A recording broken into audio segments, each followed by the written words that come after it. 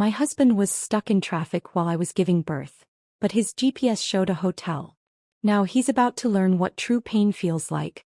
The air in the hospital room was thick with anticipation, a mix of sterilized scents and muted beeping from the monitors surrounding me. Sweat clung to my forehead, my breathing uneven as waves of pain rippled through my body. I had prepared for this moment for months, read every book, attended every class, and visualized the perfect birth experience. But nothing, absolutely nothing, had prepared me for the gnawing void left by the absence of the one person who was supposed to be here. I gritted my teeth, inhaling sharply as the doctor's voice cut through the haze. "You're doing great. Just a little more." His tone was reassuring, steady, but it wasn't enough to drown out the chaos in my mind. My best friend, Lauren, squeezed my hand tighter, whispering words of encouragement, but even her warmth couldn't fill the space where my husband should have been. Where was he? Before we dive into this powerful journey of resilience and self-discovery, I want to take a moment to thank each of you for being here. If you love stories of strength, justice, and moving forward, consider subscribing. It's completely free and helps us continue sharing inspiring narratives. Now let's begin. He had called earlier, a rushed excuse spilling from his lips. "Traffic's insane," he'd said. "I'll be there as soon as I can." But that had been hours ago. Every time the door opened, my heart leapt in anticipation, only to fall again when it was another nurse, another doctor, another unfamiliar face. The pain was unbearable, but the thought of him not being here hurt more. Another contraction came tearing through me like a storm. I clenched my jaw, focusing on my baby, on the tiny life about to enter the world. I couldn't allow myself to break, not now. And then, amid the agony, my phone vibrated against the table. Lauren moved quickly, grabbing it and holding it up.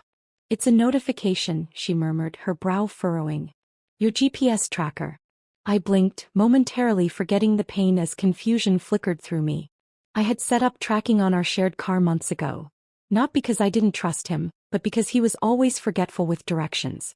He had laughed about it, even called it unnecessary. But now the notification stared back at me like an omen. "Open it," I whispered, my throat dry. Lauren hesitated for a second before swiping the screen. Her eyes widened, her lips pressing into a thin line as she turned the phone toward me. I barely registered the next contraction. The screen displayed a map, a small red dot marking my husband's location. Not on a highway. Not stuck in a traffic jam. Not even remotely close to the hospital. He was at a hotel. For a moment my body went numb. My mind refused to process what I was seeing. The name of the hotel burned into my vision, the timestamp confirming that he had been there for over an hour. A sharp cry filled the room, but it wasn't mine. It was my child's. The moment I had been waiting for, the moment I had dreamt about, had finally arrived. My baby had entered the world, their tiny cries cutting through the air like a song. But my joy, my relief, was drowned beneath the weight of betrayal pressing down on my chest. The nurses worked around me, cleaning, wrapping, speaking in hushed voices, but I barely heard them.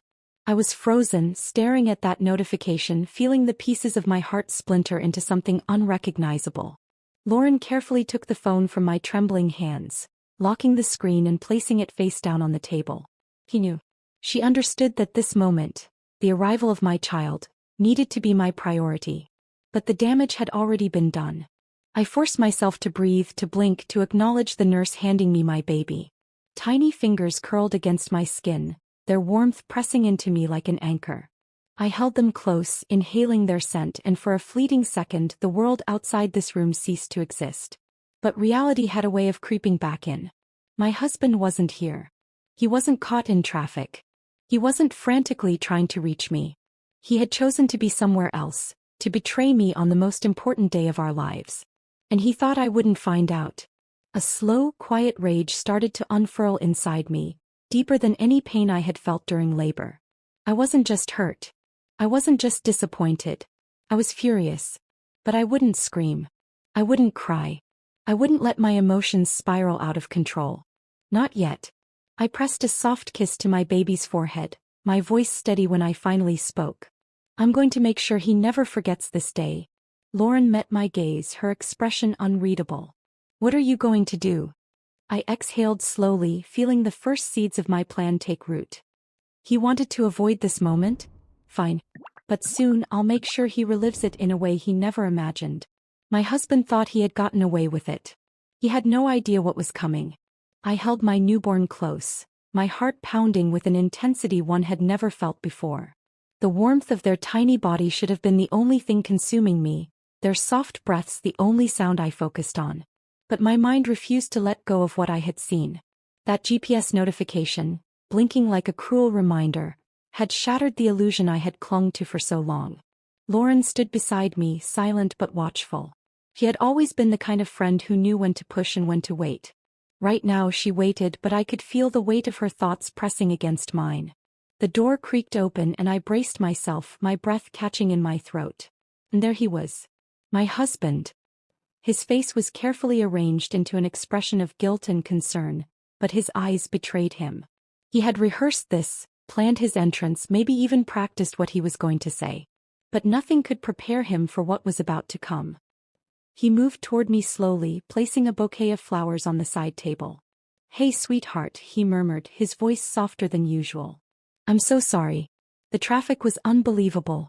I didn't respond immediately. Instead, I studied him, searching for any sign of remorse. His shirt was slightly wrinkled, his hair slightly disheveled, but not from stress. From something else. I had spent years memorizing this man, knowing when he was lying, when he was hiding something. I had never been more certain of his betrayal than I was at this moment. Lauren shifted beside me, her hands clenched into tight fists. She wanted to say something, but I gave her the smallest shake of my head. "Not now. Not yet." He took a seat beside me, reaching for my hand. I let him take it, feeling the familiar roughness of his palm against mine. How many times had I found comfort in this touch? How many moments of weakness had I leaned on him, trusted him, believed in him? I let silence stretch between us, let him feel the weight of my unspoken words. Finally I exhaled slowly. "Traffic, huh?" His Adam's apple bobbed as he swallowed. "Yeah. It was bad." I nodded, shifting slightly in the hospital bed. "Must have been. Considering you were at a hotel." The air in the room thickened instantly. His hand stiffened around mine before he let go entirely, his face going blank. The practiced concern flickered, replaced by something colder. What?" he stammered. I tilted my head, my expression unreadable. "You heard me." For a moment he was completely still. Then the excuses came. "That's ridiculous," he scoffed, forcing a laugh that sounded anything but natural. "Why would I be at a hotel? Babe, you just went through labor. Maybe you're—" I cut him off before he could finish. "Don't do that. Don't gaslight me." The word made him flinch. He knew I wasn't the kind of person to throw accusations around lightly. He opened his mouth to speak again, but I wasn't interested in his performance anymore. "I have proof." My voice was calm, steady. "GPS tracker. Hotel receipts. Call logs." His entire body tensed. I watched the realization dawn on him, the understanding that this wasn't just suspicion. I had him cornered and he knew it.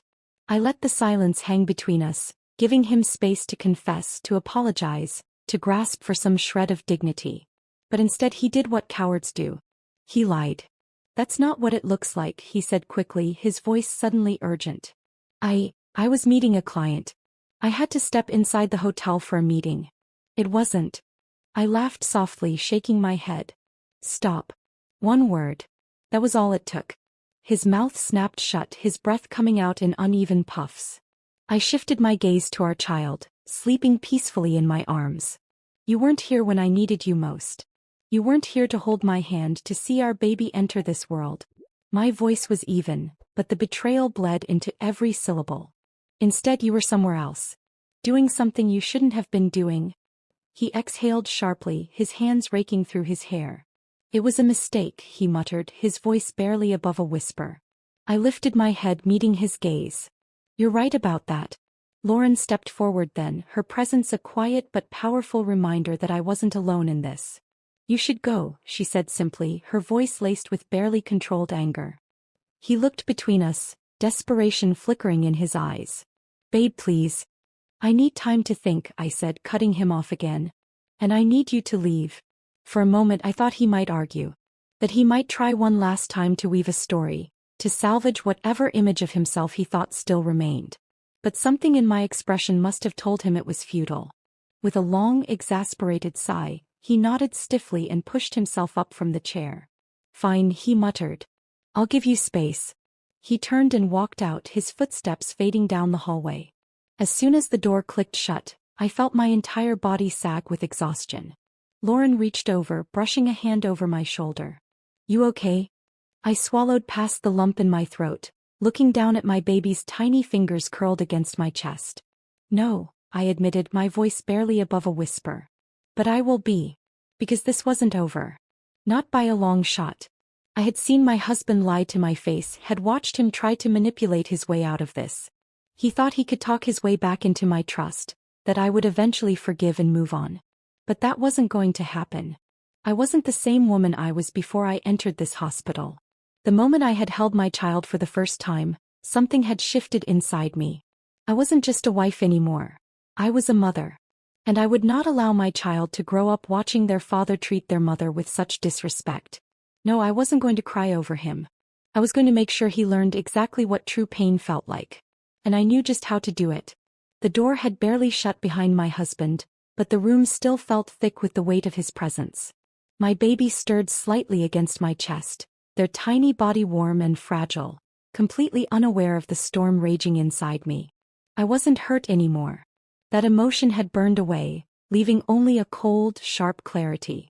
There was no point in questioning why he had done it, no need to sit around wondering what went wrong.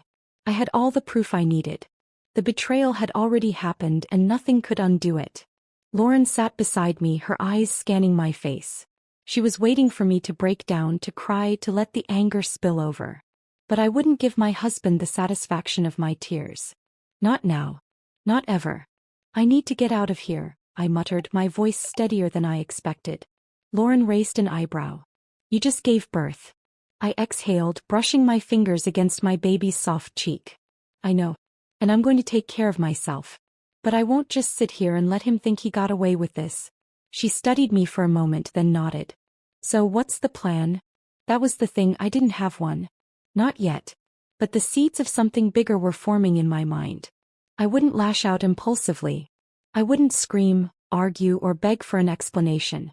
No, I needed something precise. Something that would unravel him the way he had unraveled me. I need to start gathering everything, I finally said. Lauren didn't need clarification. His work, his social circle, his finances. If you want to shake him to his core, you hit where it hurts most. I nodded, feeling something solidify in my chest. And I need him to see it coming. But only when it's too late.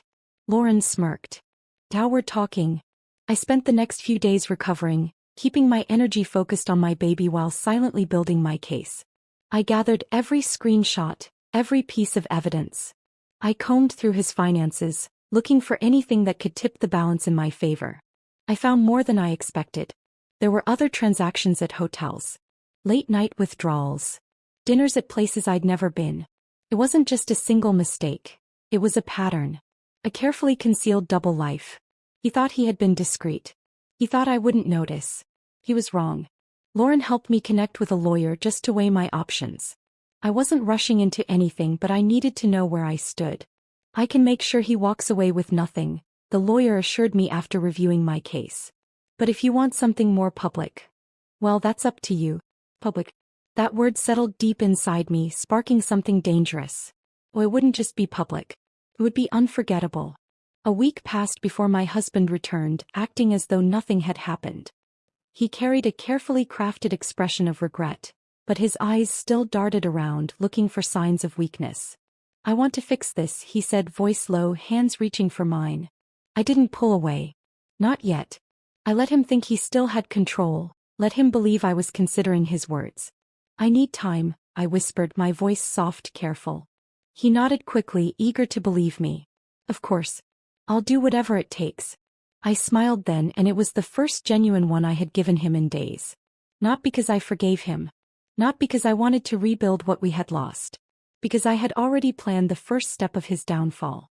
The invitations were already sent. The celebration was already set.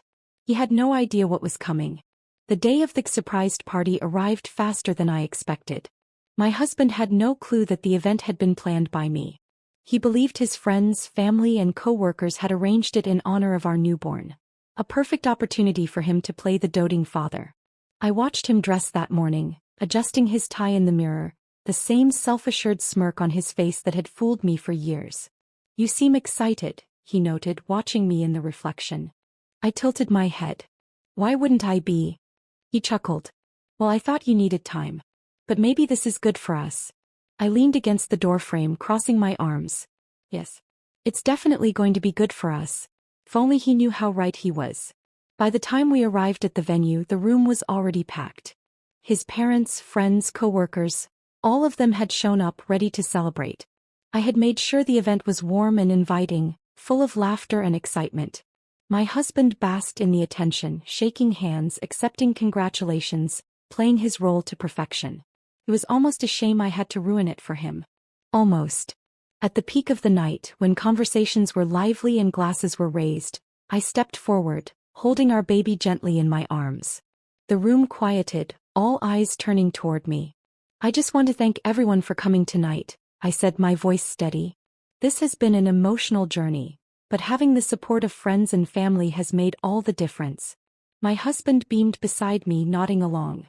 He thought this was the moment I would acknowledge him, forgive him in front of everyone. It wasn't. "As a special thank you, I've put together something to share with all of you," I continued, stepping aside as the projector screen lit up behind me. "A little glimpse into the most important moment of our lives." He turned toward the screen, confused but intrigued. The slideshow began just as he expected. Photos of our baby, moments from the hospital, pictures of me enduring labor, my best friend by my side. The audience smiled, murmuring in admiration. Then the images changed. First, a screenshot of a GPS location. The hotel's name clear as day. A transaction receipt followed. A call log. Another screenshot, taken just minutes before my child was born. The murmurs turned to hushed gasps. People exchanged glances, whispering. My husband went rigid. "What is this?" he asked, his voice low, sharp. I turned toward him, tilting my head. "Oh, just a little proof." His parents stared at the screen, their expressions unreadable. His boss, his friends, every single person who once respected him, now saw him for what he was. He swallowed hard, his face pale. This is a mistake." "No," I said simply, my voice even. "The only mistake was thinking I wouldn't find out." He looked around the room, desperate to salvage the moment, to spin some excuse that would undo the damage. But there was nothing he could say.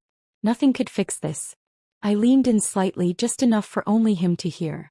"You wanted to avoid responsibility? Well, congratulations. You just lost everything." His breath hitched, his eyes darting around like a trapped animal. I stepped back, rocking my baby gently in my arms, unfazed. The silence was thick, the tension suffocating.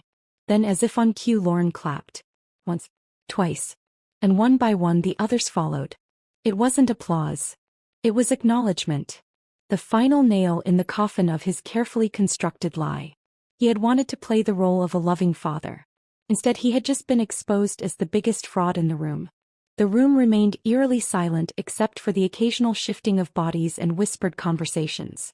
My husband stood frozen, his face drained of all color, his hands twitching at his sides. He wasn't used to this, being the one caught, the one exposed. He had spent years perfecting his lies, his deceptions so well crafted that he had probably convinced himself he was untouchable. But there he was, standing before everyone who had once respected him, stripped of the carefully constructed image he had so desperately clung to. I held my baby close, feeling their gentle breaths against my skin, grounding myself in the reality of the moment. This wasn't just about revenge. It was about justice. About making sure that the man who had chosen betrayal over responsibility faced the consequences of his actions. He blinked rapidly, finally shaking himself out of his stunned state. This isn't what it looks like," he stammered, his voice hoarse. I almost laughed at the sheer absurdity of his response. Even now, with every shred of evidence displayed before him, he was still trying to talk his way out of it. Lauren folded her arms, her expression unreadable. "Oh, because it looks exactly like what it is." A murmur rippled through the crowd. His co-workers exchanged glances, his parents whispered amongst themselves. His boss, a man known for his no-nonsense demeanor, looked downright disgusted. Panic flickered across my husband's face as the weight of the situation began to settle in. He turned to his parents, his voice trembling. Mom, Dad, you know me. You know I would never. His mother's lips pressed into a thin line. Do we? The question hit harder than any accusation could have. His father, normally a man of few words, let out a heavy sigh, rubbing a hand over his face as if trying to make sense of the son standing before him. My husband swallowed hard, his eyes darting around, searching for an escape. I was stressed. Work has been overwhelming. I made a mistake. I tilted my head slightly, my grip on my baby tightening. A mistake? I repeated, my voice dangerously calm. A mistake is forgetting an anniversary. A mistake is saying something hurtful in an argument. A mistake isn't abandoning your wife while she's in labor to be at a hotel. More gasps, more murmurs. He knew he had lost control of the narrative, and for the first time I saw fear in his eyes. His boss cleared his throat, stepping forward slightly. You told us you were dealing with a family emergency that night. My husband flinched. His boss continued, his voice laced with quiet disappointment. Yet here we are. I watched as realization dawned on him. This wasn't just about his personal life anymore. His lies had seeped into his professional world as well. And I had made sure of it. I had sent his boss the invitation personally. Had made sure his most trusted colleagues were in attendance. Not because I wanted to destroy his career, but because I wanted him to understand something very clearly. Actions have consequences. He had chosen to risk everything. And now he would face the fallout. He turned back to me, desperation creeping into his voice. We can talk about this. Just the two of us. Please. I exhaled slowly, shaking my head. There's nothing left to say. I reached into my purse, pulling out a neatly stacked envelope. This, I said, handing it to him, is a formal notice. You'll be hearing from my lawyer. The envelope felt heavier than it should have in my hand, but I didn't waver. This wasn't a rushed decision. This was something I had been building toward since the moment I had seen that GPS notification in the hospital room. He hesitated before taking it, his fingers trembling slightly. Don't do this, he pleaded, his voice barely above a whisper. I met his gaze, unflinching. You already did. The finality of my words settled over the room, suffocating whatever hope he had left. His mother stepped forward then, placing a gentle but firm hand on my shoulder. You did the right thing, she murmured, her eyes filled with regret. Not for me, but for the son she no longer recognized. I nodded, swallowing the lump in my throat. Because despite everything, despite the anger and the betrayal, this wasn't easy. But it was necessary. I adjusted my hold on my baby, pressing a soft kiss to their forehead. Let's go home, I whispered.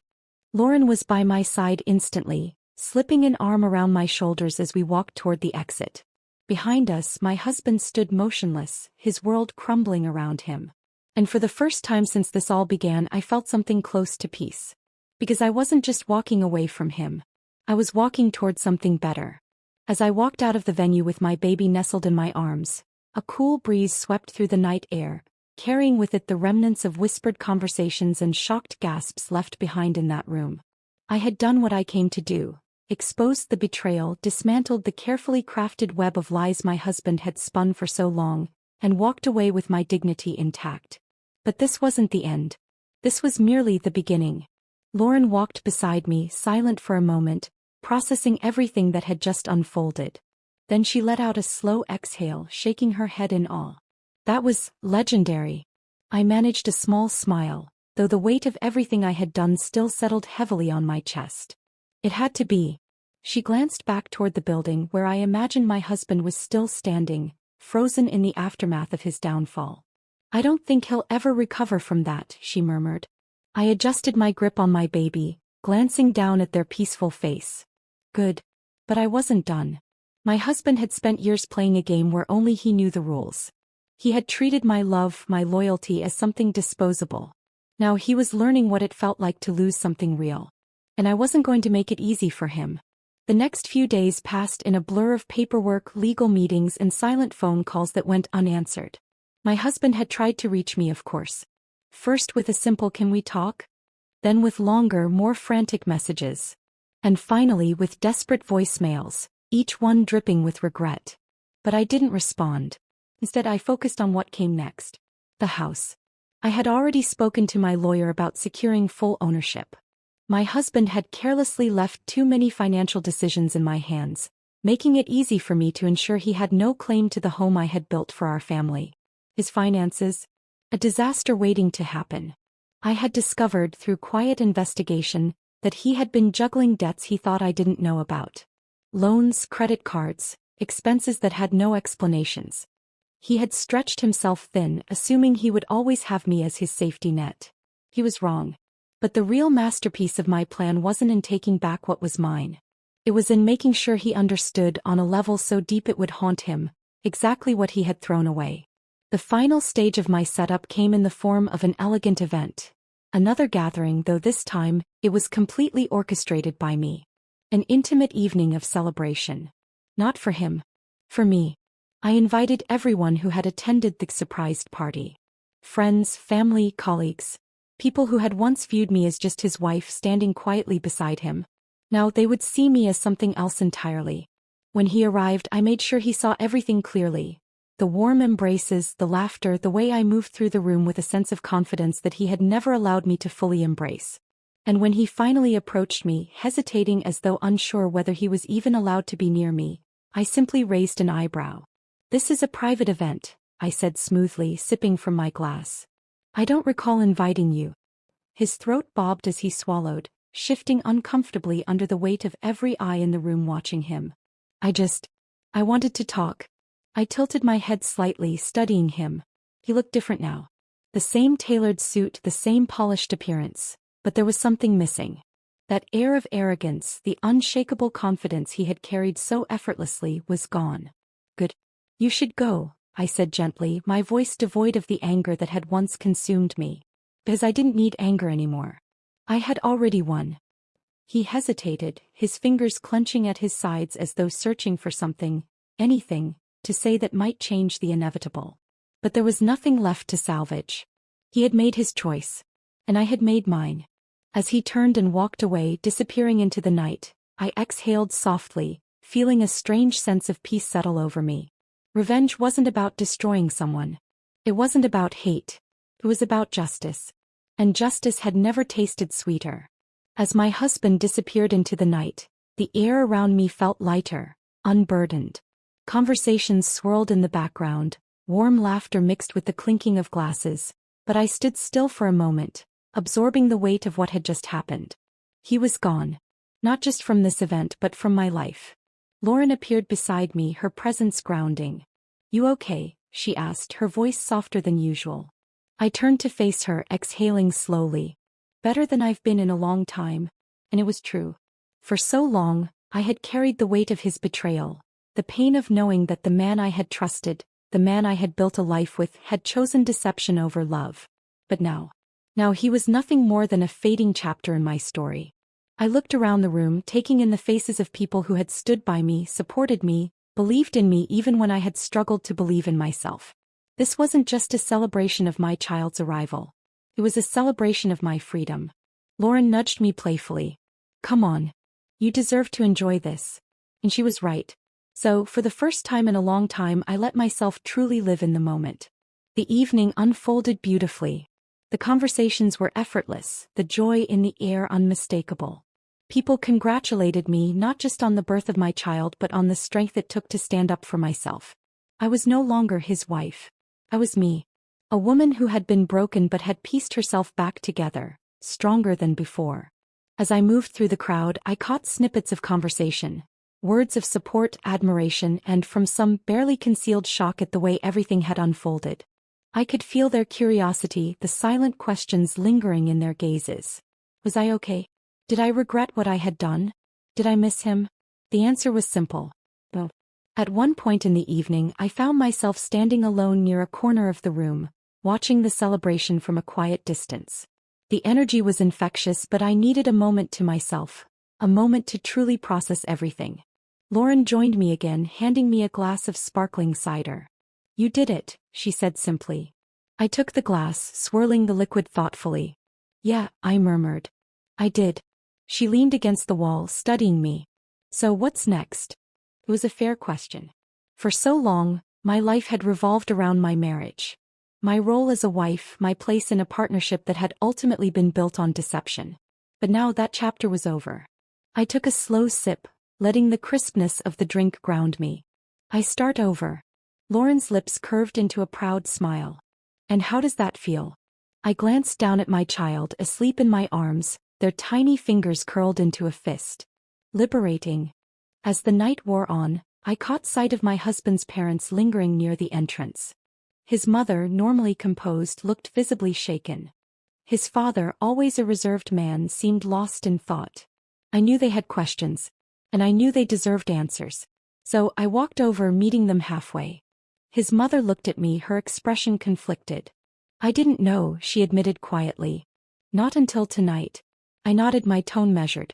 I know. She swallowed, glancing at her husband before turning back to me. I won't make excuses for him. What he did was, she trailed off, shaking her head. I'm just sorry you had to go through this alone. But I hadn't been alone. Not really. I had Lauren. I had my family. I had people who had stood by me when I needed them most. And now I had myself. I met her gaze, my voice steady. I appreciate that. But I'm not the one who lost something tonight. Something flickered in her eyes. Understanding, maybe even sadness. She nodded, squeezing my hand briefly before walking away with her husband. As the evening wound down, guests began to leave, offering warm hugs and final words of encouragement. Lauren stayed behind, helping me gather the last of the decorations. You really are amazing, you know that, she said as she packed away the last of the plates. I chuckled. You keep saying that. Because it's true, she insisted. You could have handled this so many different ways, but you chose the high road. And you didn't just walk away. You walked away with grace. I smiled at that. Because in the end, that was all I had ever wanted. To leave with my dignity intact, to reclaim my life on my own terms. And I had. As I stepped outside, breathing in the crisp night air, I felt something inside me settle. I had spent so much time holding on to anger, onto betrayal, onto the pain of knowing I had been lied to. But now I was free. And as I looked down at my child, safe in my arms, I knew that the best part of my story was just beginning. As I stood outside the venue, my baby cradled securely in my arms, the cold night air wrapped around me like a quiet reminder, I was free. The burden of deception, of false love, had been lifted. The weight I had carried for so long no longer defined me. But there was still one final moment left to unfold. Lauren came up beside me, shoving her hands into her coat pockets. You ready for this? She asked, nodding toward the parking lot. I followed her gaze and found him standing there. My husband. No longer the confident, composed man he once was.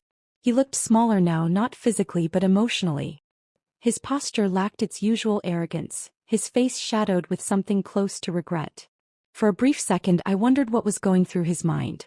Did he replay the night in his head, the way his lies had unraveled in front of everyone he once respected? Did he finally grasp the magnitude of what he had lost? It didn't matter anymore. I shifted my baby in my arms and walked toward him, my heels clicking softly against the pavement. He straightened as I approached, as if expecting me to say something first. But I let the silence hang between us, let him feel the discomfort, the weight of everything he had thrown away. Finally he spoke. You really did all this, he murmured, his voice barely above a whisper. I tilted my head unfazed. You gave me no choice. He exhaled sharply, shaking his head. I know I messed up. I almost laughed at the understatement. Messed up? That didn't begin to describe it. But I didn't let anger cloud this moment. I had already won and he knew it. What do you want? I asked, my voice even. His gaze flickered to our child, his expression softening. I want to fix this. I let the words settle before responding. You don't fix something you shattered beyond repair. He flinched, and for the first time, I saw true desperation in his eyes. I was stupid, he admitted, running a hand through his disheveled hair. I wasn't thinking. I was selfish. I raised an eyebrow. And now you suddenly understand that? His silence told me everything. I sighed, shifting slightly. You want me to say something that makes you feel better? That somehow lessens what you did? I shook my head. I won't. His jaw tensed. I just want another chance. I let out a quiet laugh. Not cruel, not loud, just a small, amused chuckle at the absurdity of his request. Another chance? I repeated. You had a chance. You had thousands of them. You had one when I called you from the hospital waiting for you to show up. You had another when you were at that hotel knowing exactly where you should have been. You had all the time in the world to make a different choice. He swallowed hard, looking away. I took a deep breath, feeling the finality of this moment settle inside me. This isn't a story where you get a second chance, where you realize too late that you threw away something good, I said, my voice steady. This is real life. And in real life, choices have consequences. He looked up at me then, and for the first time I saw something raw in his eyes. Fear. Fear of losing the life he had so carelessly taken for granted. Fear of knowing that he would never get it back. I adjusted my hold on my baby, pressing a soft kiss to their forehead before looking at him one last time. You're going to have to live with what you did, I said simply. That's your reality now.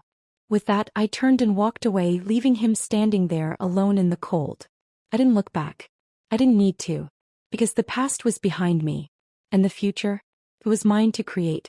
As I walked away from my husband, leaving him standing alone in the cold, I felt the weight of finality settle over me. It wasn't sadness. It wasn't regret. It was clarity, the sharp, undeniable realization that this was exactly where I was meant to be. No more waiting for an apology, no more hoping for change that would never come. The chapter of my life with him in it had officially closed. Lauren met me at the car, her eyes scanning my face for any sign of hesitation. But there was none. I adjusted my hold on my baby, smoothing the blanket over their tiny hands, and turned to her with a quiet nod. Let's go. She smiled, the kind of smile that said she understood everything without me needing to say a word. Proud of you, she murmured as she opened the door for me. As we drove away, I allowed myself one last glance in the rearview mirror. He was still standing there, shoulders hunched, his breath visible in the cold night air. He looked smaller now, stripped of the arrogance that once defined him. He had spent years believing he was untouchable, that his actions would never have real consequences. Now he knew better. The next morning, I woke up to the soft hum of my baby breathing beside me. The world outside was quiet, the kind of early morning stillness that felt almost sacred. For the first time in months, my heart didn't feel heavy. I had won. But I wasn't done yet. There was one final piece left to place. The part that would ensure he truly understood what he had lost. I grabbed my phone from the nightstand, scrolling through the pictures and evidence I had carefully collected. The screenshots of his GPS location, the hotel receipts, the messages that painted the full picture of his betrayal. It was all there, neatly stored away like a time capsule of his worst mistake. And now it was time to let him feel the full weight of it. I didn't have to wait long. By noon the messages started pouring in. Some were from mutual friends, their words cautious, testing the waters. Others were more direct. Colleagues, acquaintances, people who had once admired my husband and were now questioning everything they thought they knew about him. And then, finally, the inevitable. A call from him. I let it ring. Once. Twice. Then voicemail. Then another call. And another. By the fourth I picked up, not because I wanted to hear his voice but because I wanted him to hear mine. Why are you doing this? His voice was raw, a mixture of frustration and something dangerously close to desperation. I took a slow breath. Doing what? He let out a sharp exhale. You know what I mean. People are talking. My boss, he called me this morning. I leaned against the kitchen counter, adjusting my grip on the phone. Did he? What a shame. He stopped himself, probably realizing that anger wasn't the way to go. You've made your point, all right? I get it. I closed my eyes, allowing a beat of silence before responding. No, I don't think you do. His breathing was uneven, like he was pacing. You're ruining me. I let out a quiet laugh. No, I corrected. You ruined yourself. I just made sure people saw it. Pause. Then softer this time. Please, I can fix this. I shook my head even though he couldn't see me. You can't fix something that was never real to begin with. He swallowed hard. I miss you. The words landed with all the impact of a crumpled apology note. Too little, too late. You missed the security I gave you, I corrected. The comfort. The version of me who overlooked the signs, who trusted blindly. But that version of me is gone. Another pause. I love you, he tried. And that was it. The final, pathetic attempt to hold on to something that had already slipped through his fingers. I let out a slow breath, then with more peace than I had ever felt, I whispered, goodbye. And I hung up. I didn't block him. I didn't need to. Some lessons are best learned through silence, through absence, through the realization that no amount of pleading could undo what had been done. And he learned. Over the next few weeks, I heard about his downfall through whispers and passing conversations. His boss distanced himself. Promotions that once seemed inevitable vanished overnight. Friends who once stood by his side hesitated now, unsure of who they had truly been loyal to all these years. The world he had built on deception crumbled beneath him, piece by piece. Me. I thrived. I found myself in ways I never thought possible. I laughed more. I lived fully. I stopped second-guessing my worth. And every single day as I held my child close, I knew one thing with absolute certainty. Leaving him wasn't just the best decision I had ever made. It was the beginning of the life I was always meant to have. The days turned into weeks and I never once reached out to him. I didn't need to. The silence was my final act of closure, one that spoke louder than any confrontation ever could. I wasn't angry anymore. I had moved past that. What remained now was a quiet certainty. I had made the right choice. I didn't check up on him, didn't stalk his social media or ask mutual friends about how he was handling the aftermath. But the universe has a way of making sure you hear about the things you no longer care about. And I heard everything. It started with whispers, small pieces of information that found their way to me through casual conversations. A friend mentioning how he looked distracted at work. Another commenting that he seemed different, like a man walking around with no direction. His boss, the one who had once praised him so highly, had started distancing himself, giving opportunities to others instead. Then came the real consequences. The financial troubles I had uncovered before leaving him, they had finally caught up to him. He had no safety net anymore. No partner to pick up the slack, no one to smooth over the mess he had created. The expensive habits he once indulged in freely were now a burden he couldn't sustain. I didn't feel sorry for him. I had once given him my loyalty, my love, my patience. He had taken all of it for granted, believing it would always be there no matter what he did. Now he was realizing the truth. Some mistakes couldn't be undone and some people once lost would never come back. One afternoon I was sitting by the window cradling my baby when my phone vibrated. The name flashing across the screen made my stomach twist. Not in longing, not in regret, but in something closer to exhaustion. I had expected this. I debated letting it go to voicemail like I had so many times before. But a part of me wanted to hear him, not because I cared about what he had to say but because I wanted to witness it. The weight of his choices finally settling in. I answered. For a moment, there was silence on the other end as if he wasn't sure I would actually pick up. Then his voice, hesitant and tired. Hey. I leaned back against the couch, my voice calm. What do you want? Said. I just wanted to talk. I let out a small, humorless laugh. Now you want to talk? He didn't respond right away. When he finally did, his voice was quieter. I know I messed up. I know I hurt you. I closed my eyes, inhaling deeply. And I lost everything, he admitted, his voice raw. Work friends, you. For a moment I didn't say anything. I just listened, to the regret laced in his words, to the realization that had finally settled in. You didn't lose me, I corrected softly. You let me go. He exhaled shakily. I don't know how to fix this. I opened my eyes, gazing down at my baby, sleeping peacefully in my arms. You don't, I said simply. He swallowed. Can we meet? Just once. I just want to see you, talk in person. I shook my head even though he couldn't see me. There's nothing left to say. His breath hitched slightly. I love you. I closed my eyes, letting those words settle. He thought they still had power. That they could undo everything. That they could erase the betrayal, the nights I had spent alone. The moment I had realized I meant so little to him that he had chosen to be somewhere else while I was bringing our child into the world. But they didn't. They were just empty words from a man who had finally realized that love, once broken, doesn't always come back. You loved having me, I corrected, my voice steady. There's a difference. The silence on the other end stretched long and heavy. He had nothing left to say. And neither did I. I ended the call, placing my phone face down on the table. I didn't cry. I didn't feel pain. I just felt free. Days passed, then weeks.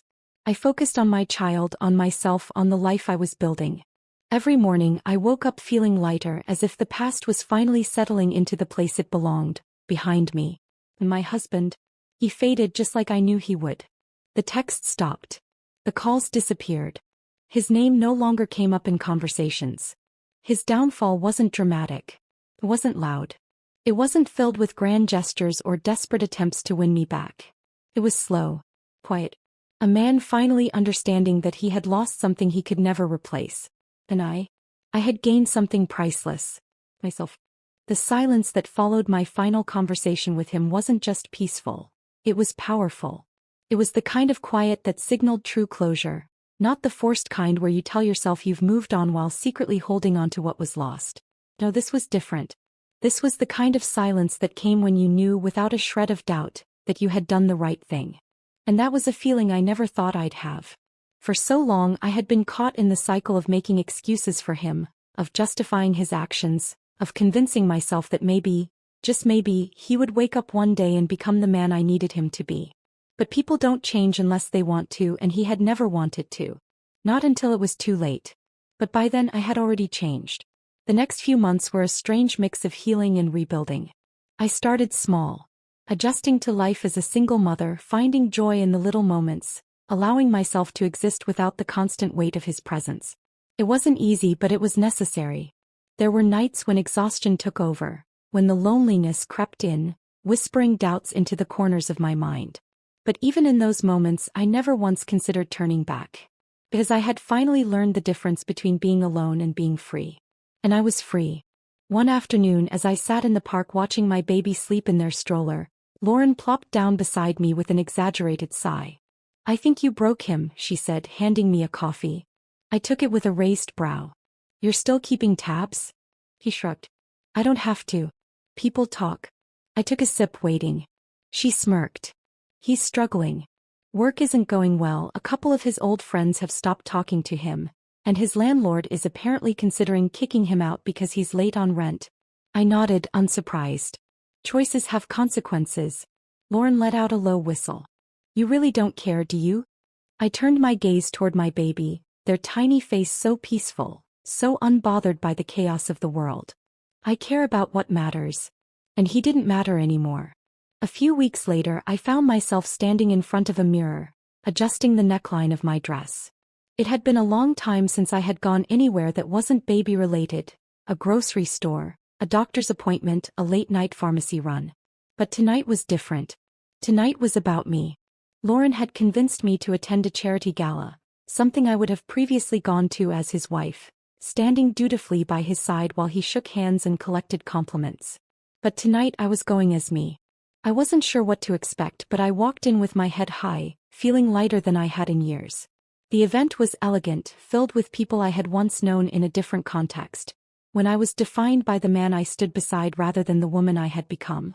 Some people were surprised to see me, others greeted me warmly, and a few whispered behind their hands, likely still processing everything they had learned about my past.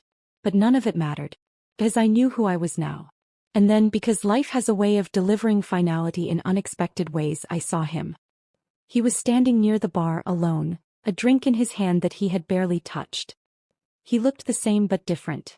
His suit slightly wrinkled, his posture not as confident, his eyes scanning the room as if he were searching for something he had long since lost.